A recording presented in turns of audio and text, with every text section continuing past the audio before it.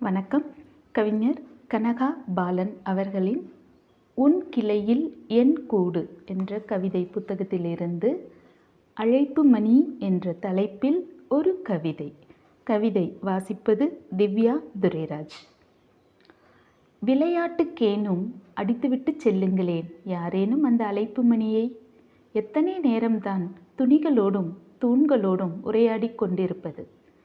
தோட்டப் பூச்செடி சிரித்த வண்ணமே இருக்கிறதே தவிர எதிர்த்து ஒரு வார்த்தையும் எனக்கு அனுப்புவதே இல்லை. எப்போதுமே அந்த பூனைக்குட்டிக்கு எப்போதும் சுயநலம்தான். கொஞ்சச் சொல்லி மடியில் படுத்துக்கொள்ளும், தேடச் சொல்லி சேலையில் ஒளிந்து கொள்ளும்.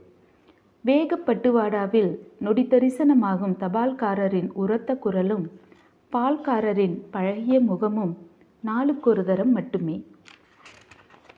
நகரத்தில் தனிமையை நாமாக ஏற்றுக்கொள்வது நரகத்தின் சாயலை நம்மீது திணிப்பதாகுமோ? அக்கம்பக்கத்து வீடெல்லாம் அடைத்தபடியே இருக்க தேவைப்படலாம் இந்த வாசகம்.